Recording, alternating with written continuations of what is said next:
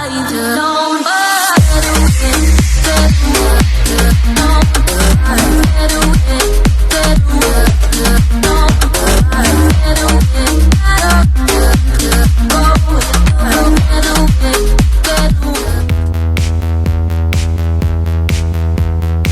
guys, ayan, na may nakita tayong Mannings dito. So ito yung McDonald. Oh. Buti na lang meron silang Mannings dito. Pero wala pa akong nakitang welcome or Japan Home, mga ganyan. So, pasok muna tayo dito sa Mannings. Guys, akyat tayo dito kung anong nandito sa taas. Ay, wow! Ang luwang market, guys. Oh, diba dyan tayo galing? Dyan yung McDonald's saka Mannings. Tumaas lang ako dito and then ayan, makikita mo. Marami palang ano dito. Ayan, mga mabibili. Ayan. Mga ano dito guys, market. Ayun, may nakita akong Japan Home. Ayan. Bilihan ng mga gamit sa bahay. Ayan. Dollars. Mura-mura lang daw. Oh. Kung Fu Tea. Meron naman silang Kung Fu restaurant, Chinese restaurant. At saka doon, ayun, meron silang Japan Homes. Shunli Shopping Center, Phase 2. Oh, diba?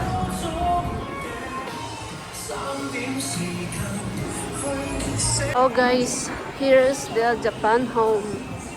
Oh, you wanna explore inside? Let's go.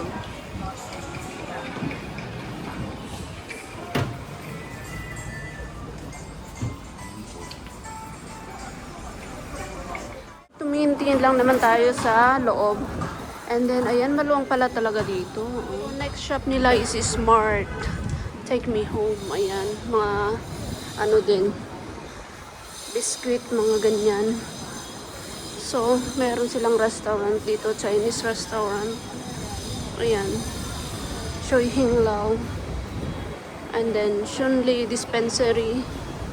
Dispensary shop. And then, ayan. Another shop ng mga gamit sa bahay. Panglinis. Ayan, ang dami. Parang Japan Home din. So, ayan, liliko naman tayo dito. Hair. May hair salon din. Alright. Let's go to other side. Ayan, kasi wala na dyan, guys. End na yan. So, this is the Shunli Shopping Center. Pero wala pa akong nakikitang welcome or park and shop. Wala siguro dito, guys. Ayan, yung family welfare nila dito. Ayan, hanggang doon sa dulo, wala naman na dyan. So, dito tayo, babalik tayo doon. So, ayan, hanggang doon sa dulo is mga shopping area at mga restaurant. Ayan, Lake Huan Restaurant. Daming mga restaurant dito. Okay. See?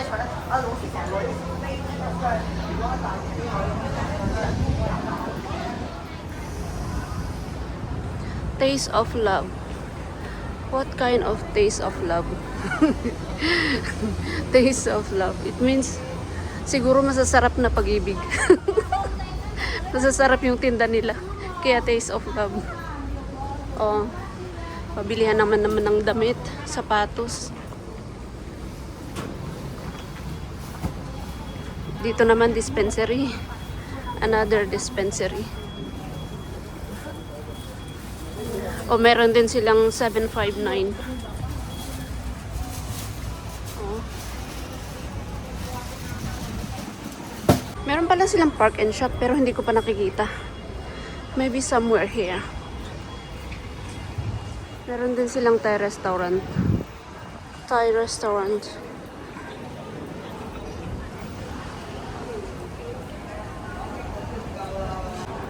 Mga dry goods naman dito. Amoy pa lang alam mo ng dry goods. Meron din silang Sushi Express. Oh, di ba? Sushi Express.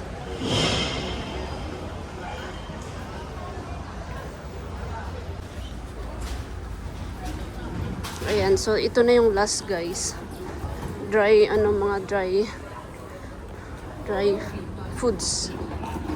So, ayun guys, bumaba lang tayo dito sa pinanggalingan natin kanina. Ayan, so ito yung wet market. Daan tayo dito sa wet market para makita nyo, guys. Oh, wet market. Tapos may mga din dito, kainan. Like mga Chinese food. Ayan. So, ito yung wet market, guys. Let's go. Ayan. Mga isda, basta marami kang mabibili dito, mga karne, mga gulay. Musi. Ang problema dito, guys, makikipagsiksikan ka sa mga tao dito.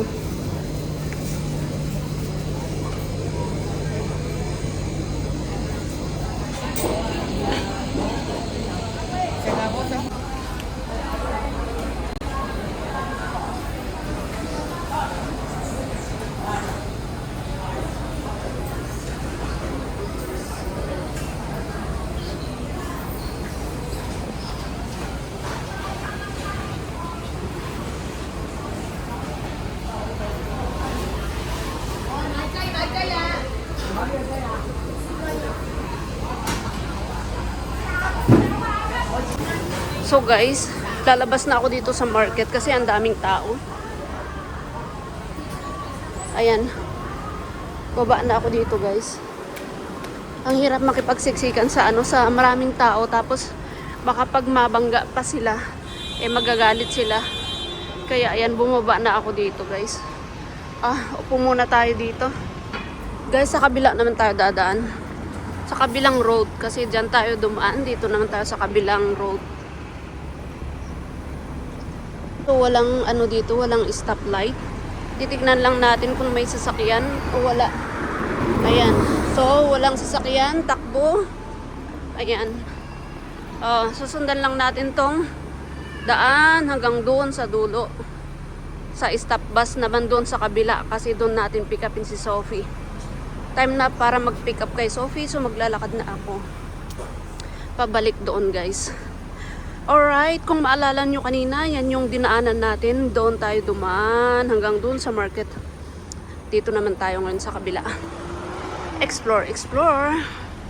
So guys, kung itong road na ito, kung pupunta ka ng Central or sa Mongkok, dyan, dadaan.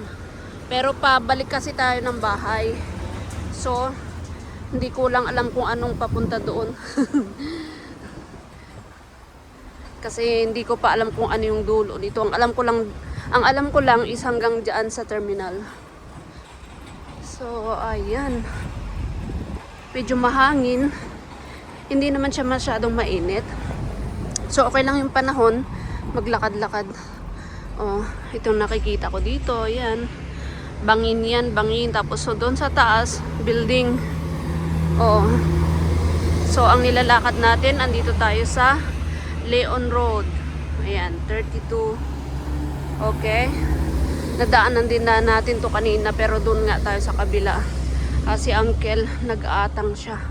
O diba, may mga binigay, inaatang na apple, banana, o yun. May soft drink. Ayan, ganyan ang mga Chinese. Pag mag-aatang sila. Ayan.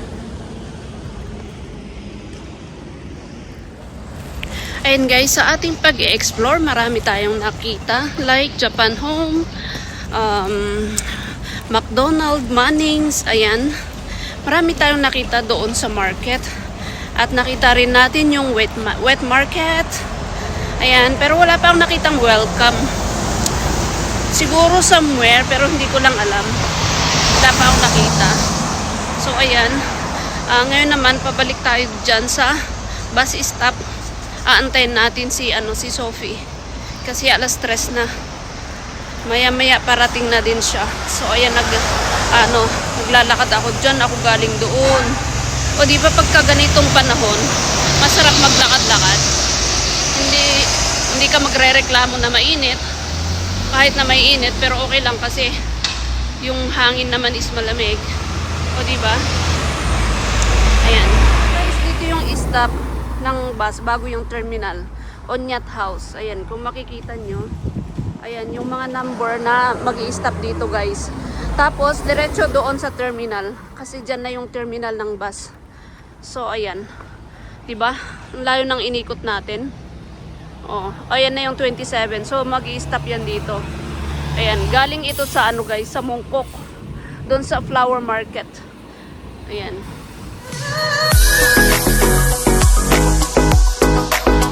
Don't forget to like, share, and subscribe, and hit the bell icon. Thank you for watching.